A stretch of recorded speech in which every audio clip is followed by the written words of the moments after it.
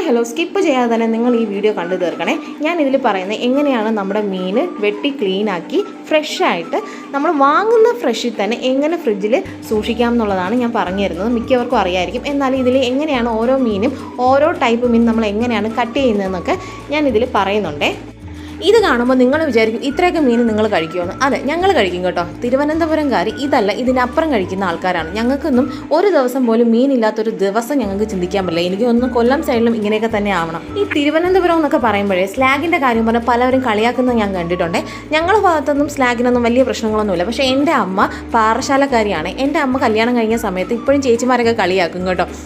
എൻ്റെ അമ്മ പറയുമായിരുന്നു, മക്ക വെള്ളം ഒന്ന് തരുമോ എന്നൊക്കെ ചോദിക്കുമെന്നോ കേട്ടോ. ഇപ്പോഴും ഡെയിലി അമ്മയെ ഒരാളെങ്കിലും കളിയാക്കാത്ത ഒരു വ്യക്തി പോലും ഞങ്ങളുടെ കുടുംബത്തിലില്ല കേട്ടോ. അപ്പോൾ ഈ സാധനമാണ് മുള്ളൻ. ഞങ്ങൾ പറയുന്നത് കാര എന്നാണ് കേട്ടോ പറയുന്നത്. പ്രസവിച്ചെടുക്കുന്ന സ്ത്രീകൾക്ക് ഏറ്റവും കൂടുതൽ നമ്മൾ കൊടുക്കുന്ന ഒരു സംഭവമാണ്. ഇത് കഴിക്കുമ്പോഴത്തേക്കും നമുക്ക് എന്താ പറയുക, പാലുൽപാദനമൊക്കെ കൂടുമെന്ന് പറഞ്ഞു കേട്ടിട്ടുണ്ട്. അല്ലെങ്കിൽ നമ്മുടെ എന്തുകൊണ്ടും ചെറിയ മീനുകൾക്ക് വലിയ മീനുകൾക്കാളും ഗുണമുണ്ടെന്ന് പറഞ്ഞ് ഞാൻ കേട്ടിട്ടുണ്ട്. അപ്പോൾ കാര വൃത്തിയാക്കുന്നതും നെത്തോലി വൃത്തിയാക്കുന്നതും നിങ്ങൾ കണ്ടല്ലോ. ഞങ്ങളുടെ നാട്ടിൽ ഇതിനെ നെത്തോലി എന്നാണ് പറയുന്നത്. പല സ്ഥലത്ത് പല പേരിലാണ് ഇവനും അറിയപ്പെടുന്നത് കേട്ടോ. ഇത് നമുക്ക് കത്തി കൊണ്ട് മാത്രമല്ല, നമുക്ക് കത്രിക കൊണ്ടും ക്ലീൻ ആക്കാം കേട്ടോ. നല്ല അടിപൊളിയായിട്ട് ക്ലീൻ ചെയ്യാം.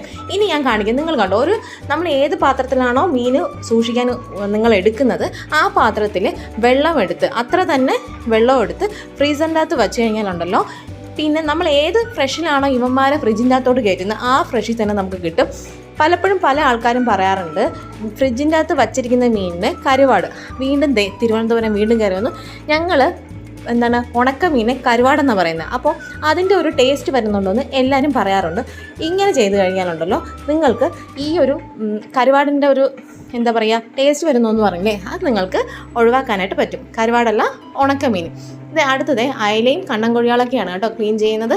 ഇത് എല്ലാം ഈ കണ്ണൻകൊഴിയാളയും അയലയും ഏതാണ്ട് ഒരേ രീതിക്ക് തന്നെയാണ് നമ്മൾ ക്ലീനാക്കി എടുക്കുന്നത്. ഞാൻ പറയുന്നതിനേക്കാളും നല്ലത് നിങ്ങളിത് കാണുമ്പോൾ കുറച്ചും കൂടെ വ്യക്തമായിട്ട് നിങ്ങൾക്ക് മനസ്സിലാവും.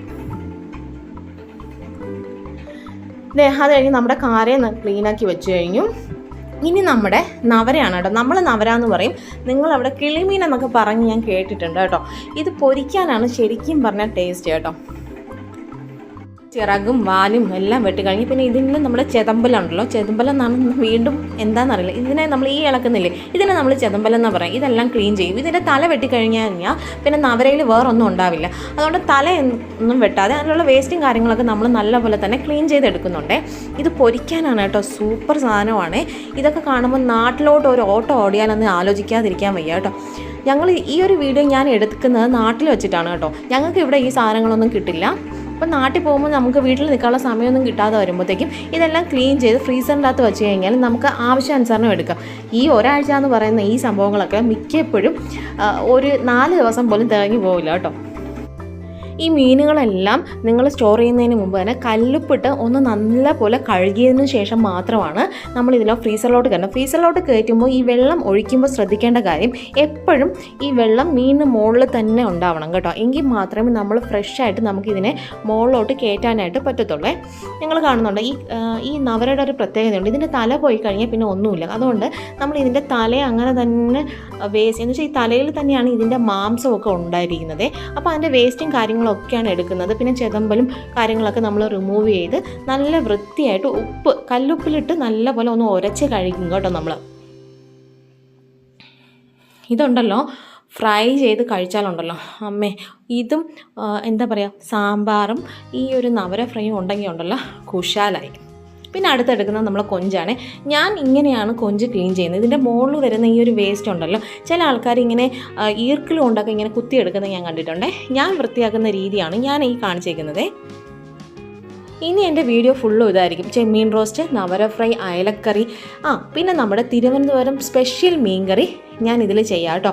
പിന്നെ നിങ്ങളുടെ നാട്ടിൽ ഈ ഓരോ മീനിനും ഓരോ പേരായിരിക്കും അല്ലേ പറയുന്നത്. നിങ്ങൾ എൻ്റെ കമൻറ്റ് ബോക്സിൽ ഇതിൻ്റെയൊക്കെ പേര് നിങ്ങളുടെ നാട്ടിൽ എന്താ പറയുന്നതെന്നൊന്ന് പറയണേ. ഇതൊരു പണിയാണ് കേട്ടോ. രാവിലെ ഇപ്പോൾ ഞാൻ തുടങ്ങിയിട്ട് ഏതാണ്ട് 2-3 മണിക്കൂറൊക്കെ ആയിട്ടുണ്ട്. ഇതുവരെ ഇത് കഴിഞ്ഞിട്ടില്ല. ഇതിപ്പോൾ നിങ്ങളെ കാണിക്കാൻ വേണ്ടിയിട്ട് 1-2 ഞാൻ ക്ലീൻ ചെയ്യുന്നത് എങ്ങനെ കാണിക്കുന്നതെന്നുള്ളത് നിങ്ങൾക്ക് ഇങ്ങനെ ഇട്ട് തരുന്നതാണ്. അപ്പോൾ ഇത്രയൊക്കെ ഉള്ളൂ എൻ്റെ വീഡിയോ. എൻ്റെ വീഡിയോ ഇഷ്ടപ്പെട്ടാൽ ലൈക്ക് ചെയ്യുക, സബ്സ്ക്രൈബ് ചെയ്യുക, സപ്പോർട്ട് ചെയ്യുക. Bye bye.